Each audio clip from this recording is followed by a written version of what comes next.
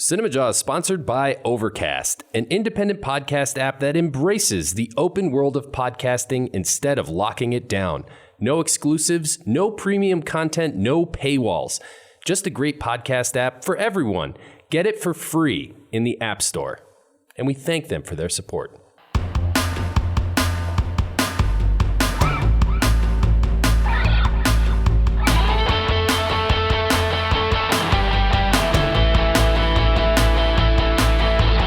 You're listening to Cinemajaw, the greatest movies podcast ever, recorded on location at Chicago Filmmakers Firehouse in Chicago. My name is Matt Kay, and with me is... Rye, the movie guy.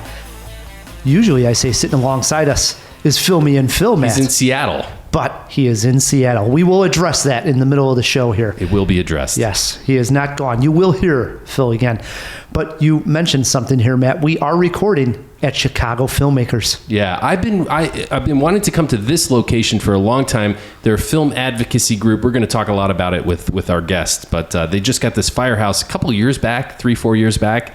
And it's my first time here. It's pretty rad. It is pretty It's cool. got some Ghostbuster vibes for me. Anyway. I knew you were going to say that. Yeah. You love your Ghostbusters. Oh, yeah. And, you know, we're kicking off December.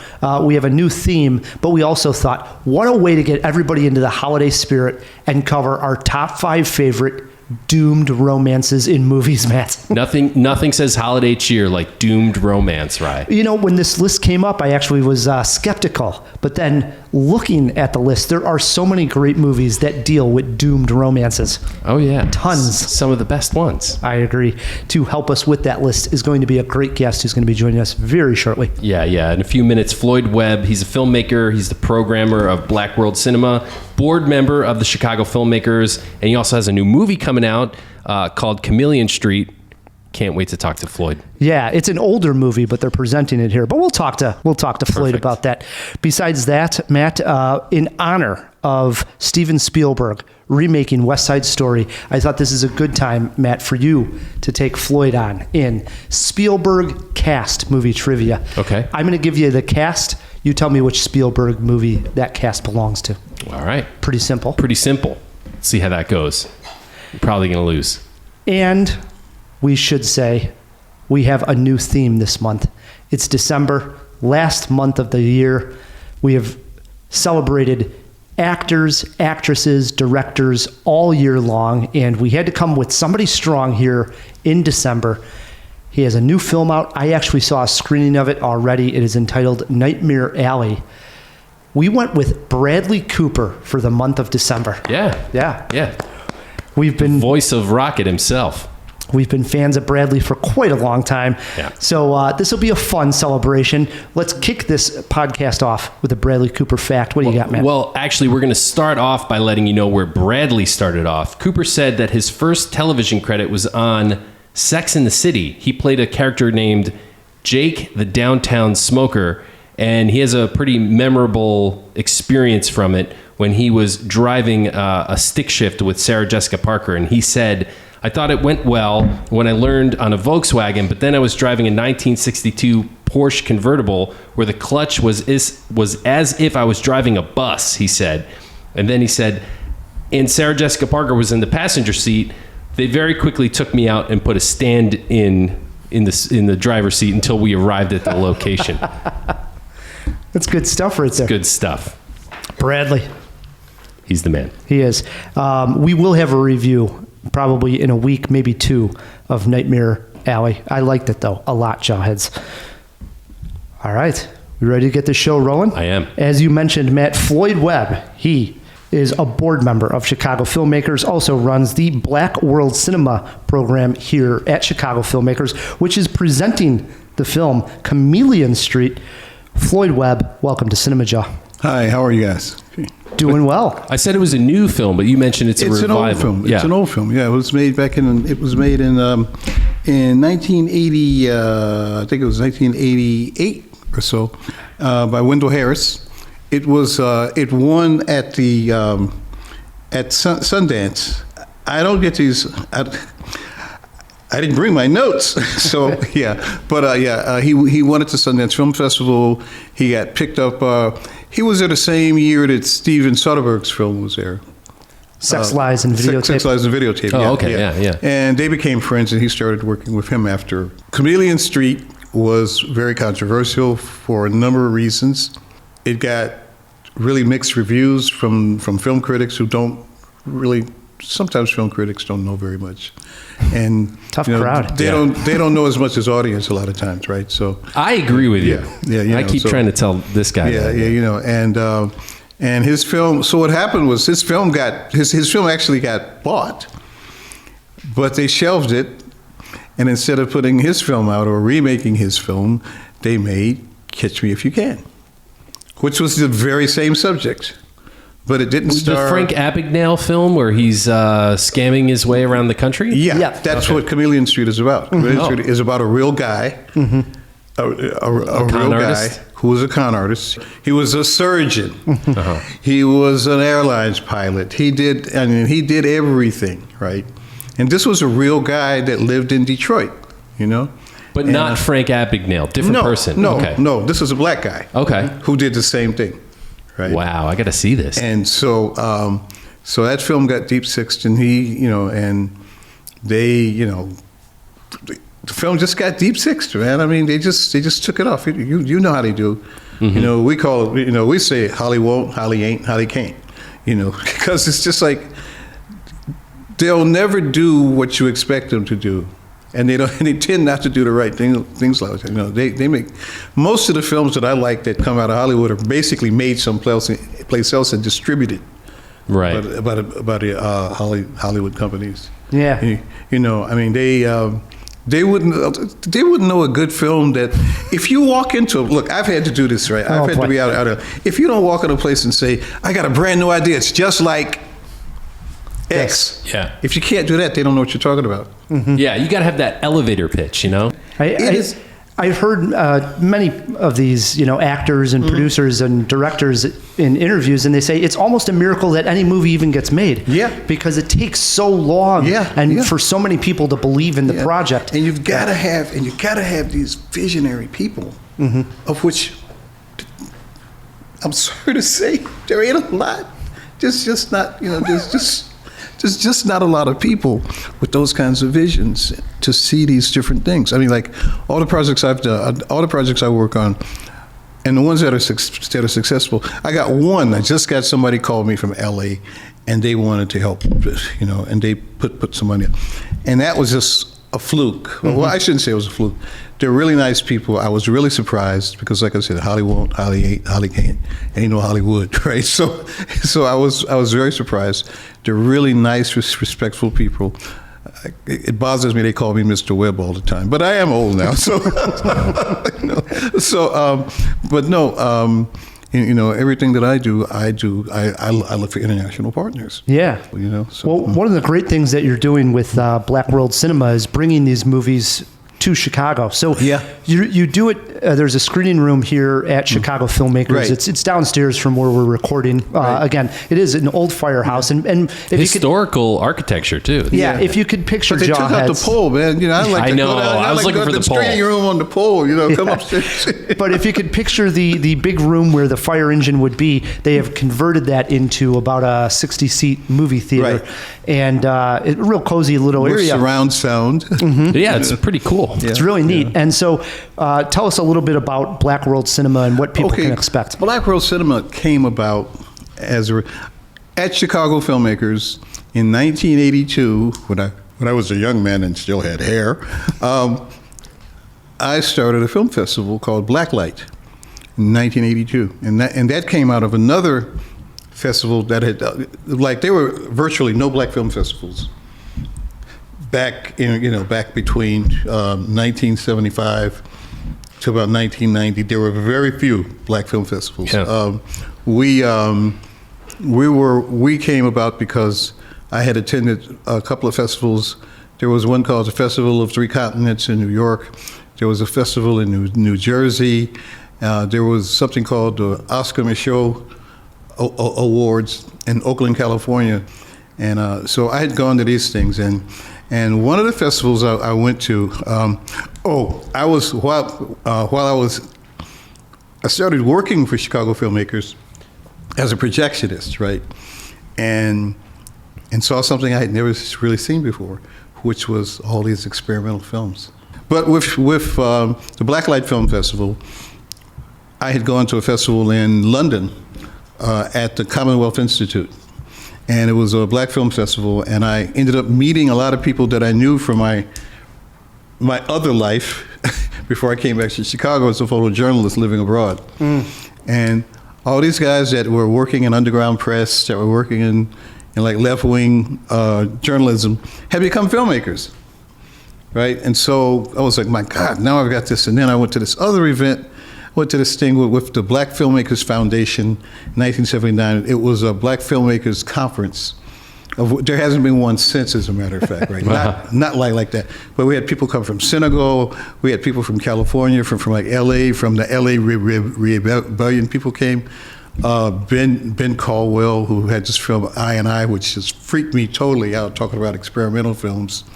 Julie Dash was there. Barbara McCullough, another surrealist, experimental filmmaker. I had never met this many diverse filmmakers in one place. Doing all these different things. It's awesome. Because when you talked about black filmmakers back in the late 70s, early 80s, nobody really knew that much. So we showed a lot of that kind of stuff, but we showed really, we premiered Spike Lee's film, She's Gotta Have It. We had been showing Spike, we had been showing Spike's film. Spike got a Student Academy Award before he made She's Gotta Have It, for a film called Joe's Bedside Barbershop, We Cut Heads. Yeah, that was Academy Award winning film. So we actually all the film companies in LA had turned this film down. But what happened was, I knew like Chris Blackwell from Island Records when I was living in London, and I had met him a few times, and somehow we got back in touch. And I was like, and he sent me a film to look at one time. He came, I didn't know he was coming with it. The film was called Good to Go, about go-go music in Washington, D.C. Actually, I think I've heard of that one. Yeah, and the audience, and he wanted to pull it. So I brought an audience out to look at the film at the Hyde Park Theater, and they threw popcorn at the screen. It was so bad.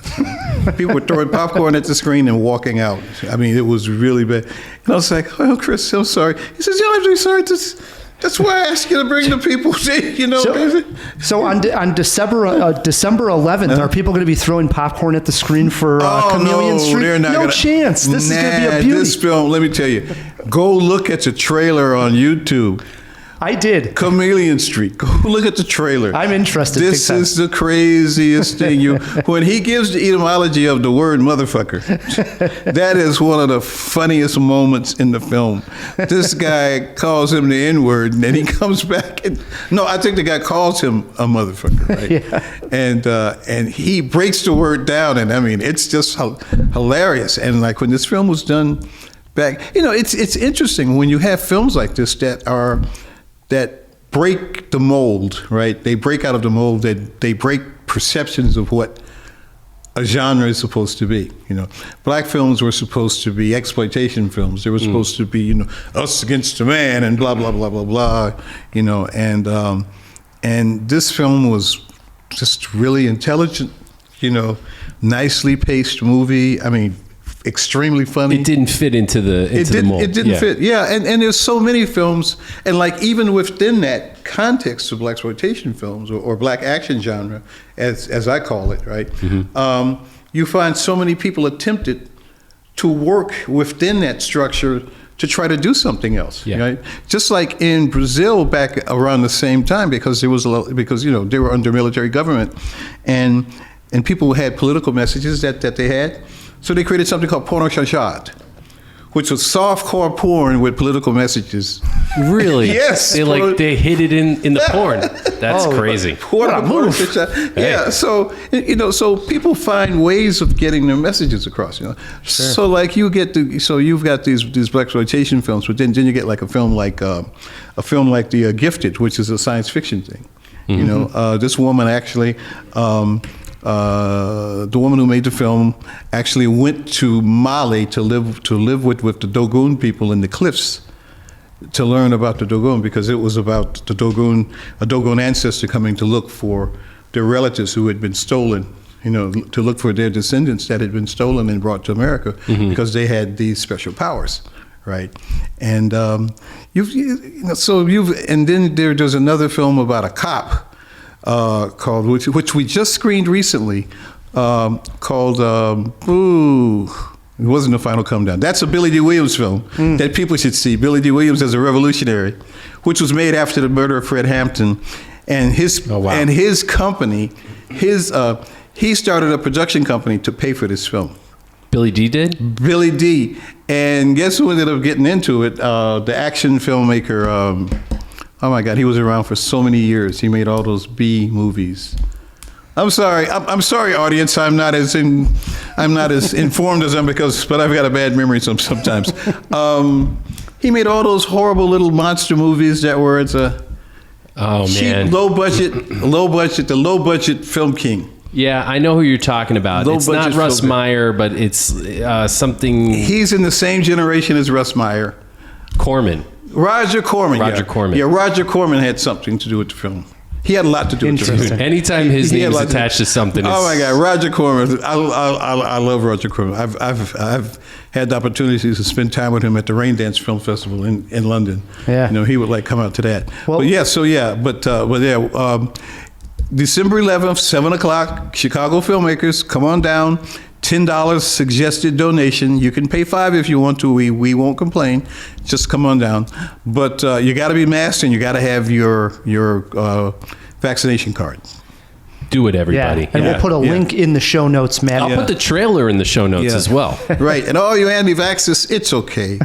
There's something called natural selection. So just bring a proof of a test, right? Right. Floyd Webb is sitting in on this entire Jaw. He has his top 5 doomed romances. I think Jawheads, we're going to get a few more stories out of Floyd before the show's done. No doubt. Yeah. So before we get there, Matt, we did check out a brand new Steven Spielberg film. Oh, yes, we did. Spielberg, arguably the biggest name in cinema of all time, right? There's Michael Jordan, Serena Williams, Tom Brady, Steven Spielberg. He's the GOAT.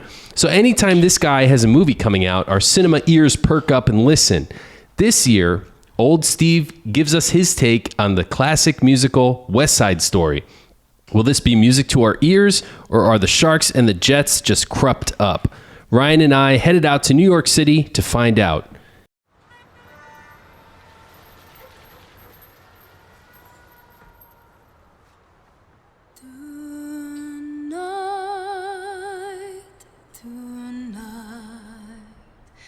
The world is full of light. This is my first time in New York City. I want to be happy here. I want to make a life, a home.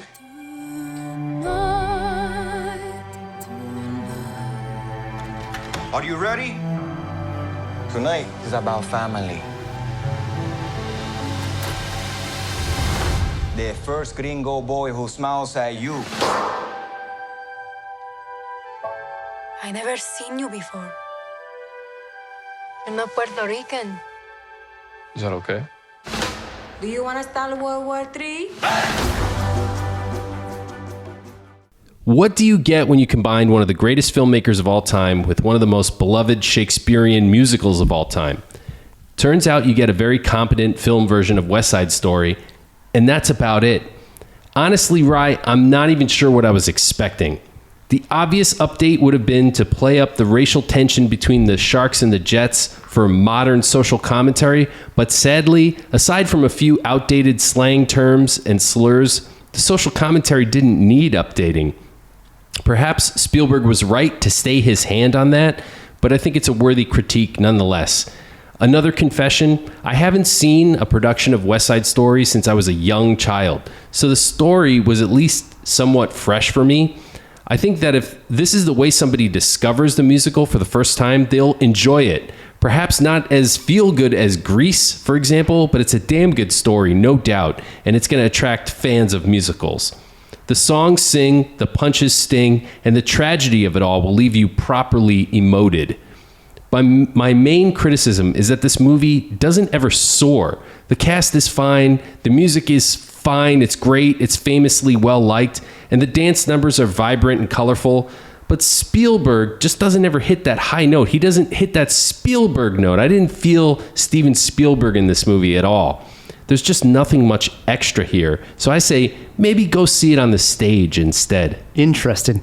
You didn't feel the Spielberg here. I didn't feel any Spielberg at all. I will say it probably didn't have, I'm using air quotes here, a Spielberg moment. There's no E.T. going across the moon here.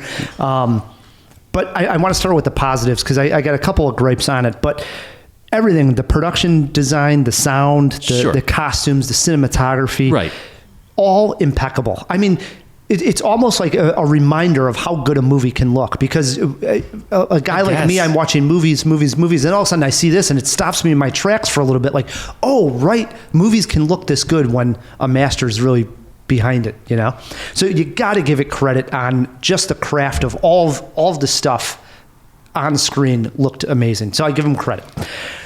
Then I will say that I overall really like the cast in general. Yeah. Okay. So I'm especially going to highlight here Rachel Zegler, who played Maria. Mm-hmm. She was fantastic. And Rita Moreno comes back from the original and plays the role here. Is the shopkeeper. Loved her here. Yeah, she was great. Yeah, she was wonderful. On to my sour note here, though. I only picked up on that because a lot of fans in the theater, when she came on, made some sound. I'm like, oh, she must be from the original. Right. Yeah, right. Put two and two together. So on to my gripe here, and I have a couple, is I have an issue anointing Ansel Elgort. Is that how you say his last name? Yeah. Close enough. As a leading man in Hollywood. Really? Why? He's missing the it factor. Are you kidding me? No, he doesn't have the it factor. He's too, what's the word I'm looking for? He's almost too cocky or arrogant. Overconfident? Yeah. Okay, arrogant. And that works for him in like Baby Driver when he's playing Baby. But here, there's like a smugness. He's too smug, and I can't. That's the character of Tony, though, right? But I don't think so. I mean, you got to sort of warm up to this guy. Like, he's supposed to be outside of the gangs now, like above that a little bit. I don't know. I warmed up to him. The guy looks like Elvis, dude. He's got the it He's got factor. the looks, but there's something about him that I does not win me over as a leading guy. And then the big moment when you're going to have a love story, a doomed one at that, you got to connect right away. That first connection when these two characters meet each other, and we've seen Sparks need to fly. Right, in numerous movies, be it, Titanic, wherever, it's got to come up, and in that first scene, you got to be like, oh man, I really like these two together. And it didn't work for me here. They meet at the dance, they go behind like the bleachers, and they do the talking, and I never felt the sparks there. And then from there, it never hit the high notes that I wanted to be like swept away in the love story aspect of it. That would be my biggest gripe. I can't argue with you. Yeah. I mean, the chemistry wasn't great. I don't necessarily agree with you about the leading man. I think he was fine. One other highlight here is Spielberg's use of shadows. Great Didn't shadows pick up on in this at all. Oh my God. So many times he lights characters with the shadows going across the floor, especially when the two gangs come into the salt warehouse. Well, what are we making here? Are we making a music video here? Is this like what's the Michael Jackson video where there's the gang fight? Beat It, right? Yeah. Or are you talking about Weird Al? I mean, seriously, because they do that in that music video. So is he taking his cues from? No, because that's where this originally came from in the first one too. But I'm just saying, Spielberg and all those kinds of shots, there's something to look at. He makes it very interesting. He's got an eye for it that sells it. This was not a Steven Spielberg movie. This was a very good adaptation of a musical, and it was fine. But there's nothing extra at all. I'm a little shocked here because I thought you were going to end up liking this a lot more than me. I thought I was going to be the one that was going to come down on it because I wasn't going to give it 4 jaws. But I'm still a big fan of this one by far. Listen, I'm not slamming this movie at all. But when this guy makes a movie, I'm kind of like expecting a little bit more. Maybe that's unfair. Maybe it's unfair. But also with West Side Story, I'm like, oh, okay, this is a big deal, right? And it just wasn't. It was just meh. Was there a jaw-dropping moment, though, in there for you? I guess I would say that the violence was kind of... you know, in a musical, you don't expect to see like the violence kind of portrayed in that way, but they don't shy away from the blood. You know, there's some real punches. So I really appreciated that Spielberg was able to make this look like a glorified movie made in the 1960s. Right? It had the vibe, the total look of it. 50s. And the scene that I thought highlighted and showed it off the best was the fire escape scene. And this is when Tony goes up to Maria's window and the big musical number, everything from that moment when he's standing up looking at her, he's like in a puddle and you can see the sort of the lights reflected in the puddle. He climbs up the fire escape, clothes hanging on clotheslines, everything picture perfect in that scene. I loved it. Yeah. It's beautiful. What about a quote, Rye? You got a movie poster quote? My movie poster quote is this. You can see it right on there. Jets, Sharks, Spielberg's West Side Story has new life. Mine is this. Steven Spielberg gives us West Side Story. Exactly that and nothing more. Whew, tough crowd. I went solid 3 Jaws. I went 3 Jaws too. I mean, listen, it's Steven Spielberg's West Side Story, so it's a good movie. We're hearing complaints before on your Red Rocket review that you're down on Red Rocket, down on it. During the review part, you're down on it, and then you say, how many Jaws? 4 Jaws! And hey, now, I'm here to critique, you know? All right, 3 Jaws from Rye the Movie Guy, 3 Jaws from Matt Kay. West Side Story opens December 10th, Jawheads. If you see it, agree with us, or just want to comment, shoot us a tweet at Cinemajaw, or you can email us feedback@cinemajaw.com. In honor of West Side Story, we're doing our top 5 doomed romance movies.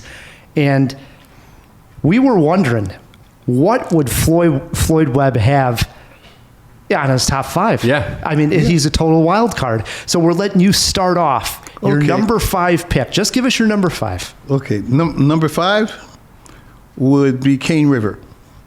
Cane River's film takes place in New Orleans, the 60s.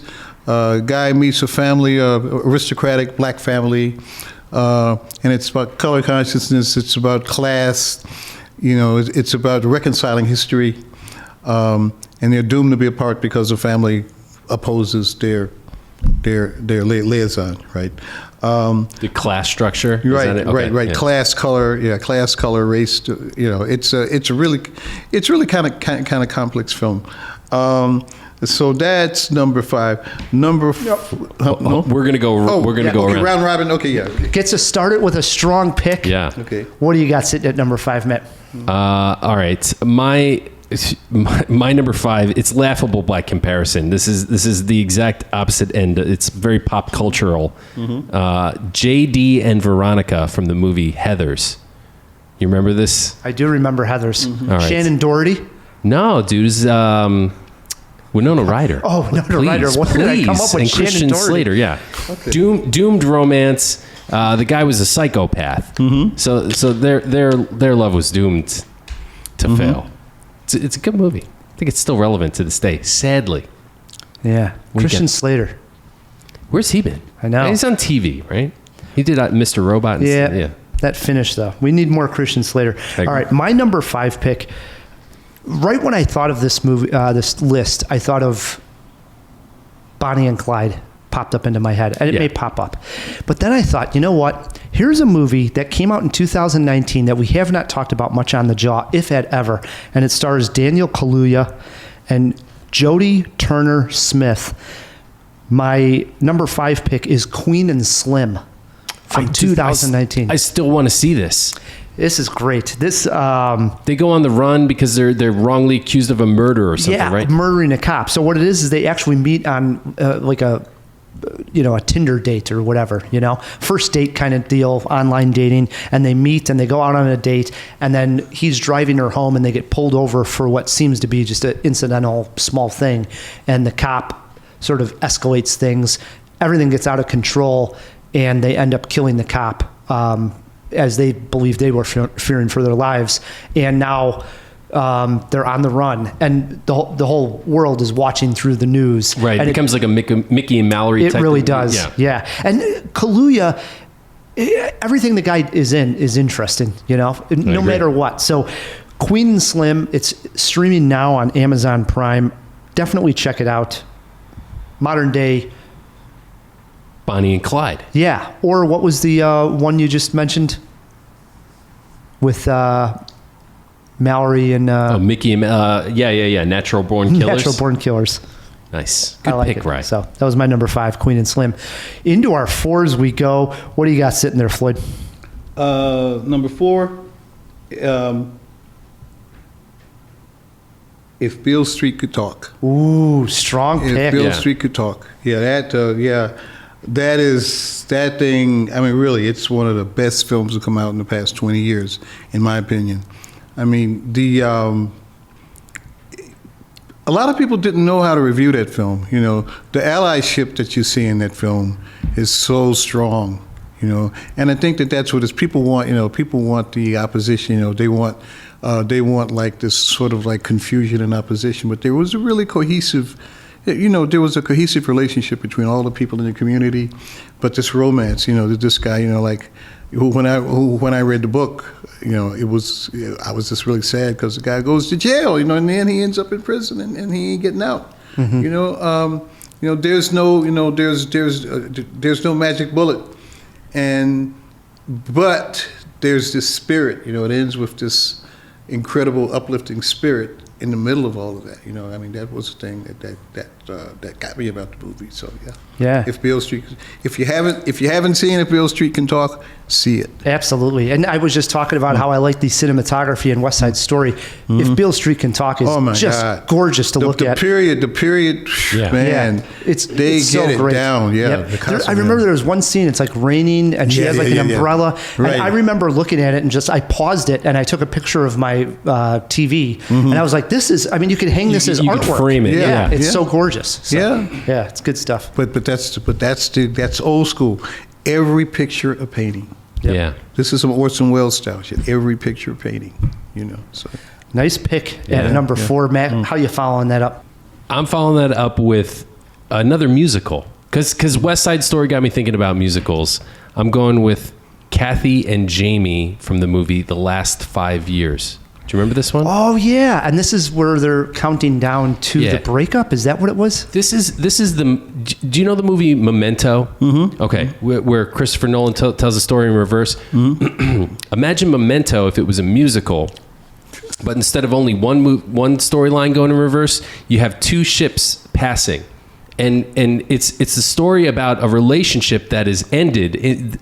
You find out in the beginning, and by the end of the movie, you get to how the relationship began, but you also do that in reverse with the opposite partner. So it's very high concept and it's a fucking musical. So it's kind of mind blowing, but it works. It's what's her name, Anna Kendrick, and I forget who the lead was. I forget also. You want to throw that in the fish tank? Let's throw that in the fish All right. tank. Yeah. So I mean, I liked how that structure. It's just so creative. There's really not too many other movies like it. I mean, you can point to a Memento, but that's about it, where they really play with genre and structure of a narrative in such a creative way. And like I said, it's a musical to boot. It's pretty complex. Good pick, Matt. I want to see it. Yeah. It's worth checking out. Yeah. My number 4 art house pick here, Matt. I went with Blue is the Warmest Color. Oh, yeah. This came out in 2013, and the couple here is Adele and Emma. And when they meet, Adele is only 15 years old. She's in high school and is really just discovering her sexuality. And she falls for Emma, who's a few years older. And you could see that eventually, is this just an infatuation? How's this relationship ever going to work long term? The movie then jumps ahead 3 years, and we see Adele, who is now teaching and not pursuing her, art life. And this bothers Emma. And you can tell right from there, eventually, this is never going to work, Yeah. Even though they have such passion together. It's doomed. It's doomed, Matt. And it's a beautiful film about a doomed relationship. It's a sad one. It's a good one to check out. Blue is the Warmest Color, my number 4. That kicks it over to you again, Floyd. Number 3. It's a film called Touki Bouki.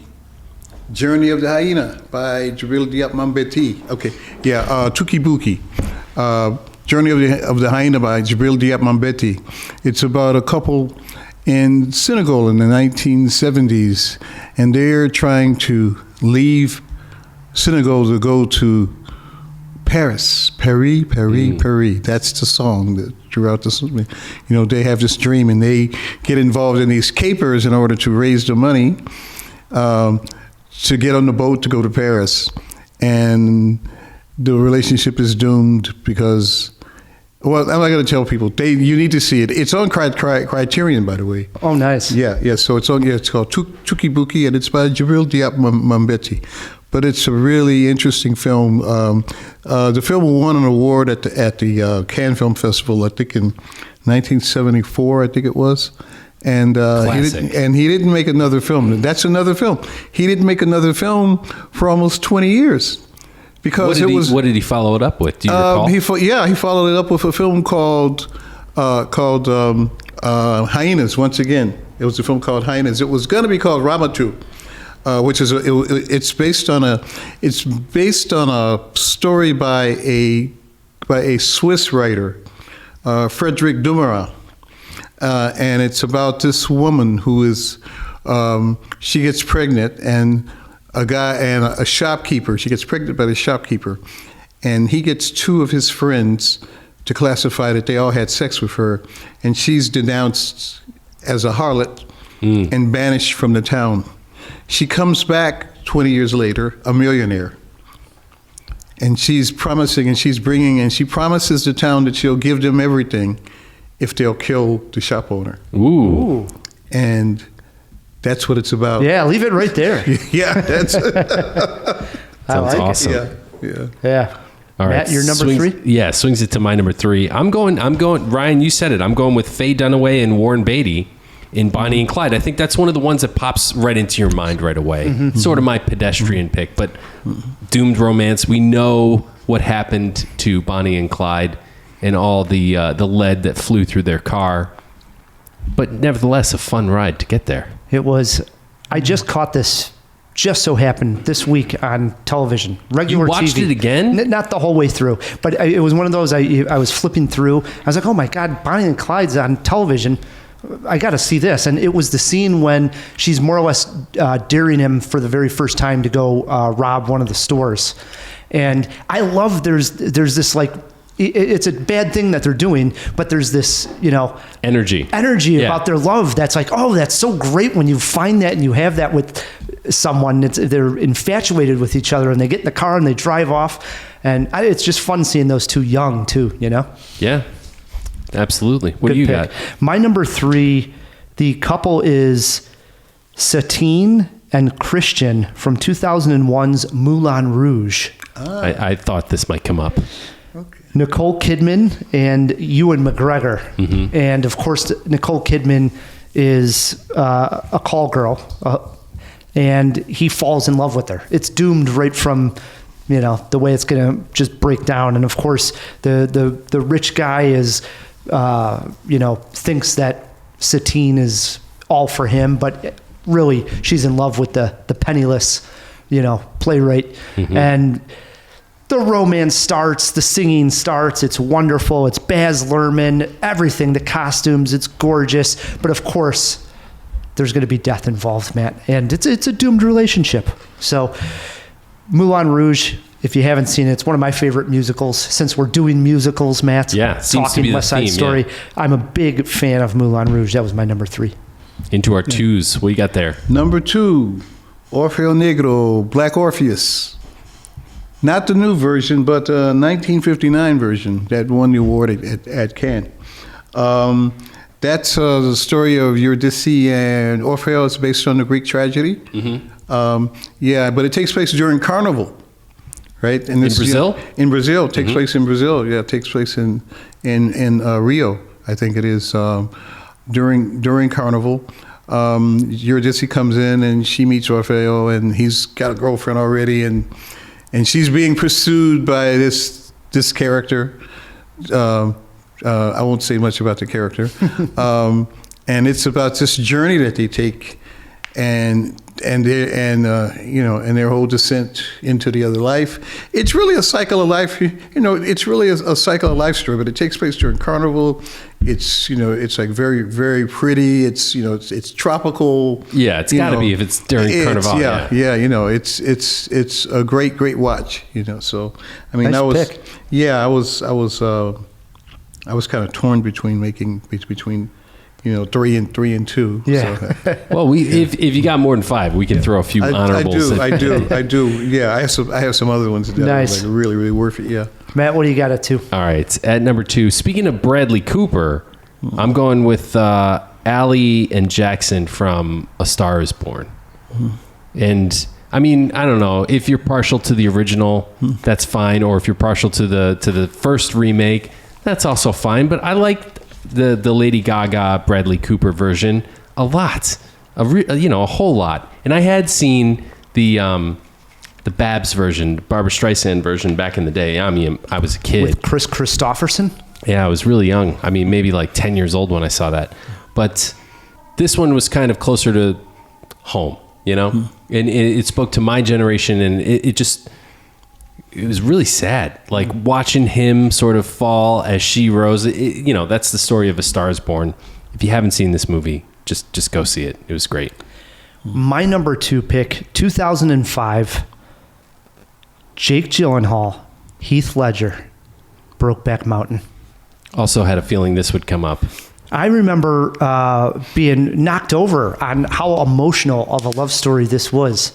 And it's Enos and Jack Twist. And I mean, I remember at the end of this movie when Enos has to go to Jack Twist's house and basically just say that, he was a friend of Jack Twist's, even though Jack Twist couldn't admit his his feelings, and even though Jack Twist's mom knows, you can tell she knows what was really what's up, and it's just absolutely heartbreaking.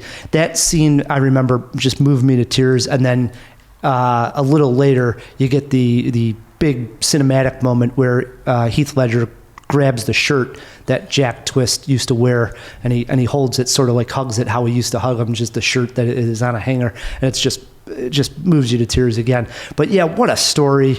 Robbed of the Oscar from by Crash, but Brokeback Mountain, it's a winner. It's an all-timer, I think. Ang Lee, great cast. Also Michelle Williams in there, and tough to argue. Yeah, it really is. So well worth checking out. Comes to our number 1s here. Floyd, I don't know what you have sitting there. Hit us over the head with it. Number 1, I think it's still on Netflix too. Atlantique. Atlantique is this another Senegalese film. It's by Djibril Diop's niece, Mati Diop.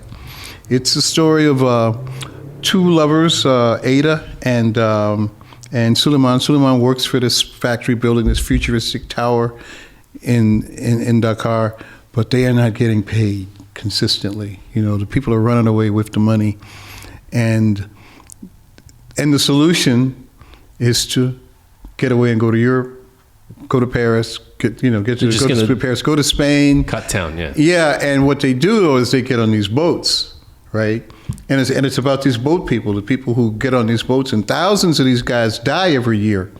So not only is it a doomed love story, it's a ghost story too. Oh, like a doomed voyage. It's the doomed voyage, and the ghosts turn up, and and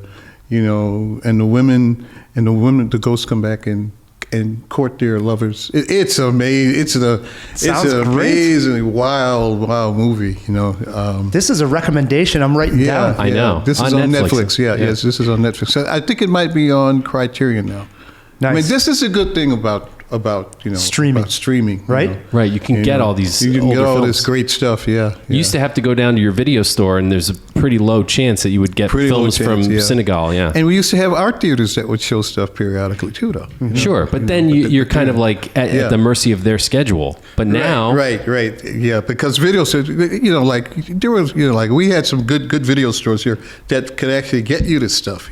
Sure. If you wanted to get if you wanted to get a copy of Black Orpheus because it's not a popular film in the video stores, So these rare things, and then Facets Multimedia here in Chicago. My wife came used up, to work and for they were- Facets, and they were doing mail order. They were doing Right. mail order rentals, right? But even then, crazy. you got to know what you need, what you Right. want. You got to like pull it towards Right. you. Now Right. with and I'm Yeah, not streaming. not giving too much credit to Netflix in particular, but all the streaming services. Yeah, no, Criterion really did a lot, but they're looking not as progressive as they once were. I'm wondering how that's going to play. Well, I have my own streaming channel. It's called BWCTV.tv, Black World Cinema TV.tv. Oh, hey, we'll throw a link in. And so we're gearing up to rebrand. But like Black World Cinema, the BWC TV, my audience would say, I can't come to the movie. Is there any other way I can see it? Right? And I would say, yeah, I could put it up. I could do something. I could put it on Vimeo for you. And then Vimeo created an OTT channel.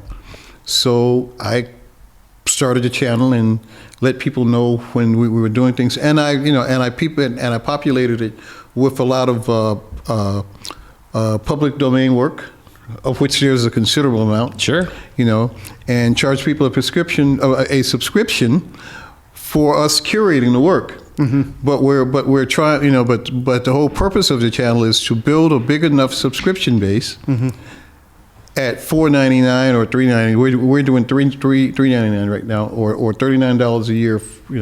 It'll be between $39 and like $49, $49.99, of course. Nice. We always do the 99 cents, right? You got to do that. So because if we get 100,000 subscribers around the world, it means we can create original content. That'd be awesome. And that's the way to do it. I mean, it's like, I'm not going to sit around waiting on people. It's like we can, if 100,000 people around the world is not unreasonable. Hell no. Yeah. There's an essay you got to read called 1,000 True Fans, but I'll talk about it. 1,000 True Fans. Yeah. Okay. Yeah. Okay. After the show, I'll give you a link.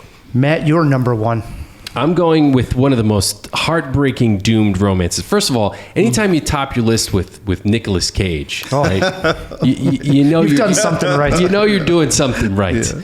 It was Nicolas Cage and Elizabeth Shue. Leaving Las Vegas was the film. He was a hopeless alcoholic. You start the relationship off, he says to her, you can't tell me to quit drinking. You can never tell me to quit drinking. And it's like, just hearing that at the beginning of the movie, it's not going to go well. And then to watch it, Leaving Las Vegas is like eating glass. It is just such a painful watch. Every moment of it is just painful. There are some moments of joy and levity, but for the most part, it's doomed. It's tragic and it's terrible. But it's a great movie. It's a great movie. It really is. That's a great number one pick. Leaves me with my number one. And in 2010, Ryan Gosling and Michelle Williams made a movie. And it's actually very similar to the musical you mentioned, 5 Years. Oh. This one, a drama entitled Blue Valentine. And does it have those passing narratives? Yeah, basically what it is the movie's set up showing you the two perspectives of the couple. One of them starting to break up. So one of them at one point is going down the spiral towards doom.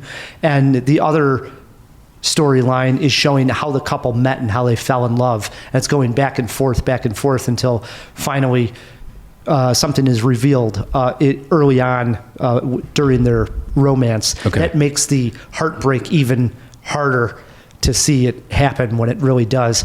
It is, a gut-wrenching movie. What's it called? One more Blue Valentine. Oh, yeah, Blue sure. Valentine. Okay. So really, have a box of Kleenex and have a good cry kind of movie. But I love that one. A pint of ice cream, maybe. My number one pick. Matt, you had to be proud. I didn't mention Jack and Rose from Titanic, nor did I have Eternal Sunshine of the Spotless Mind. You had a couple that I was expecting. Yeah. My only honorable mention is Sid and Nancy. That's the one that I think everybody was expecting me to mention. Honorable mentions for you? Yeah, Burning an Illusion by Mendelek Sabaz, a British film from 1980s about a couple and their confrontation with racism in 1980s Maggie Thatcher. Oh, yeah. England, right? And Porgy and Bess from the 1950s. Oof. With,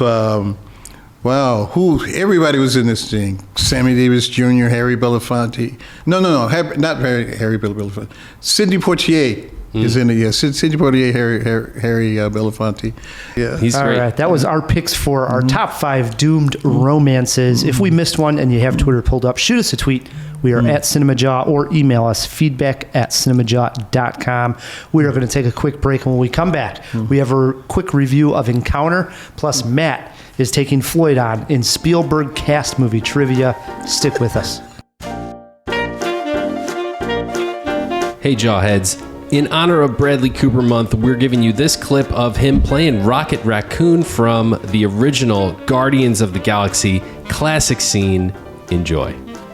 You call that figured it out? We're gonna rob the guys who just beat us senseless. Oh, you want to talk about senseless? How about trying to save us by blowing us up? We were only gonna blow you up if they didn't turn you over. And how on earth were they going to turn us over when you only gave them a count of 5? We didn't have time to work out the minutia of the plan. This is what we get for acting altruistically. I'm Groot. They are ungrateful. What's important now is we get the Ravagers' army to help us save Xandar. So we can give the stone to Yondu, who's just gonna sell it to somebody even worse? We'll figure that part out later. We have to stop Ronan. How? I have a plan. You've got a plan. Yes. First of all, you're copying me from when I said I had a plan. I'm not. People say that all the time. It's not that unique of a thing to say. Secondly, I don't even believe you have a plan. I have part of a plan. What percentage of a plan do you have? You don't get to ask questions after the nonsense you pulled on Nowhere. I just saved Quill. We've already established that you destroying the ship that I'm on is not saving me. When did we establish? Like 3 seconds ago! No, I wasn't listening. I was thinking of something else. Oh. She's right, you don't get an opinion.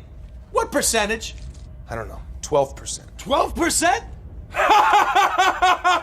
That's a fake laugh. It's real! Totally fake. That is the most real, authentic, hysterical laugh of my entire life, because that is not a plan. It's barely a concept. You're taking their side?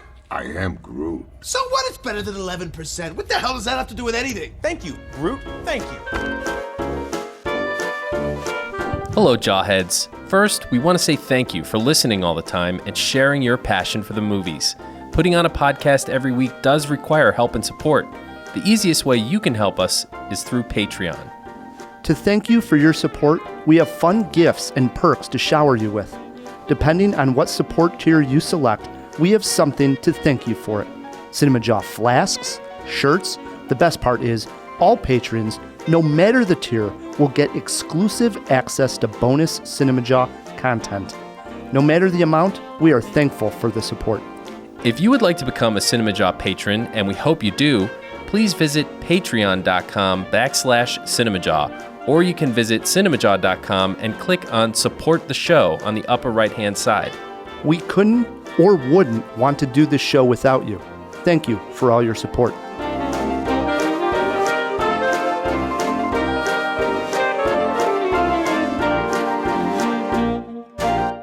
And we are back on Cinemajaw, hanging out with Floyd Webb. Jawheads, do check out Black World Cinema. It takes place here at Chicago Filmmakers. They are highlighting the film Chameleon Street on 12/11. Do it. $10 donation. Suggested donation. Exactly. Come out and support Black World Cinema. At 1326 West Hollywood. Yeah, Yes. we should mention the address. Here. Yeah. What neighborhood? Is this Edgewater or? Andersonville? I think so. Somewhere in that neighborhood. Yeah, Edgewater. I think it's Edgewater. I think so. It's an awesome facility, so do get out 1326 here. Hollywood Boulevard. Awesome. Do it, Jawheads. We'll have a link in the show notes. For sure. Matt, before we get to trivia and before we get to our second review, we threw one item into the fish tank. We're not opening up the fish tank. I'm just giving you what we answer? missed, Okay. right? All right. And we're going to open up a mailbag here instead of a fish tank. Okay. But the actor that was in the movie 5 Years with Anna Kendrick is Jeremy Jordan. That's who I have down here. I don't know. Crickets. We thought it was going to be a big name. Yeah. Anna Kendrick was the big name. It was Jeremy Jordan and Anna Kendrick. Opening up the mailbag from last week, we heard from a few Jawheads. One of them was Neil Power from Bartlett, Illinois. They were wondering, is that the end of Phil? Editor Phil? Are we not going to hear Fill Me In Phil anymore? And Jawheads who wrote us asking if that was the end of Phil. Good news, it's not. You will hear Phil again. That was rather abrupt, right? Yeah. The first time we did do more of a, big going away. He had a sign-off. He did move to Seattle. We have heard from Phil. We have had correspondence with him. He made it. He is He's safe. He drove through the getting mountains. Comfy out there. Yeah. He's treating himself to Starbucks coffee. And he will be on the Jaw when we do our remotes. We're remotes as far as Zoom. Right, we're in person today, so Right. Phil couldn't join us. We still haven't figured out that part. Right, but you will hear Phil again. Yeah. Who else did we hear from? We heard from Dion from East Lansing, who wrote in to say, "Hey guys, you kind of didn't get Sean Baker right. He actually has written and directed 6 films. I've not seen Starlet, but I did see Takeout and Prince of Broadway. Both are excellent movies about people on the fringes. And of course, Prince of Broadway, dude. We had Darren Dean on the show, the producer from Prince of Broadway. How the heck did we mess that one up? We blew it. Every once in a while, Matt. We fly off our hip a lot of times, so we do miss things. Forgive us, Dion. Yes. But you're absolutely correct. Sean Baker's career goes a little deeper than we had dug. Agreed. And do check out all. Yeah, Sean Prince Baker's of Broadway is films. awesome, too. I don't know how we missed that one, honestly. Good stuff. All right, Matt. Riz Ahmed's hearing is back, but is his mind?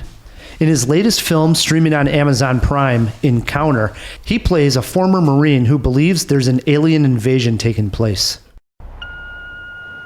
This is Mission Control to Jay. I can't believe it's been 2 years since I saw you last.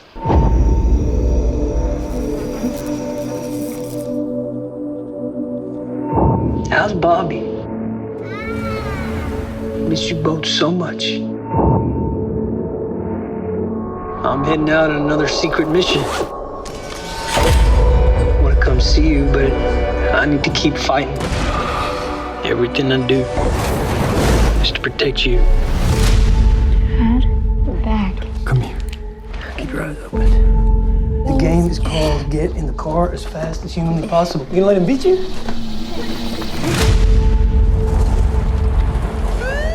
It's okay. What's going on here? Road trip with my boys. At 3 a.m. No, please, stop!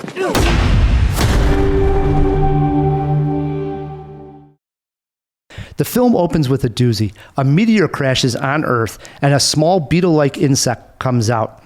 We then flash to Malik Khan's, played by Ahmed, as he goes to his ex-wife's house to pick up his kids.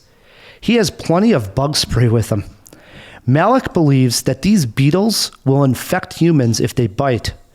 What becomes apparent to the viewer is that Malik may be making this all up, turning a little crazy, if you will. He heads out on the road with his 2 sons, and slowly we start to feel that they're in danger. Not from the extraterrestrial beetles, but from their own dad. Encounter worked best for me when it kept us guessing what was real and what was an illusion. Riz Ahmed gives another strong performance and really elevates the material here. Octavia Spencer pops up as someone trying to track down Malik and help him. But to be honest, Matt, this is not her best effort. The film goes to an extreme with its conclusion, and it may turn off some. This is no Sound of Metal, but I do slightly recommend checking out Encounter. It's streaming on Amazon Prime. There's been other recent sci-fi movies where they blur that line between what's real and what's happening in the character's imagination. In fact, I think there was one with bugs that you've talked about before. I think it's called Bug. In fact, that's my movie poster quote is Bug meets Close Encounters of the Third Kind. It's that blurring of lines. Is it real? Are there aliens, or is it all in someone's mind? Are they going crazy? Do they pull that off? Do they really suspend your disbelief? I think for the first hour of the movie. But then they make a definitive play. They do. And the more it becomes apparent that it goes one way, the weaker I thought the film got. Yeah. When the film first started and we see this meteor crash and wait, what's going on here? You're guessing and you're involved, you're engaged in the film. That's when it's working its best, by far. So Yeah. Is there a jaw-dropping moment? I would go with that opening moment because you're like, wait a minute, what's going on in this movie? Oh my God, there's these alien bugs attacking Earth. That's pretty cool. I mean, that you got my grabs you attention. right away. Yeah. So that would definitely be the jaw-dropping moment. Like I said, movie poster, bug meets Close Encounters of the Third Kind. How many jaws? 2.5 jaws. Two and a half jaws. Oh, Yeah, okay. slight recommend there for Encounter. All right, cool. So, do check it out, Jawheads. Quick review there. I did see that one at TIFF, and I remember mentioning it then. So there you go. There's the full review. West Side Story, Steven Spielberg. We both gave it 3 jaws. In honor of this, Floyd is taking Matt on in Steven Spielberg cast movie trivia. Floyd, are you ready for this? Okay. I'm ready. He's going to win. So this is how it's going to work. So you can think in your head all the Spielberg films, the big ones. I'm going to list off the cast. You just tell me the movie title. And don't overestimate my ability to mess things up. Okay. So it's 8 questions. You're our guest. You get to choose if you want to go first or let Matt go first. I'll let Matt go first. You'll let Matt go first? All right. Here we go. If Matt doesn't know his question, you get a chance at a steal. All right. And vice versa. Question 1 over to Matt. Tom Hanks, Matt Damon, Tom Sizemore. See, right away. This is question 1, and it's supposed to be easy. Tom Hanks, Matt Damon, Tom Sizemore. I'm just stumped on Matt Damon and Tom Hanks.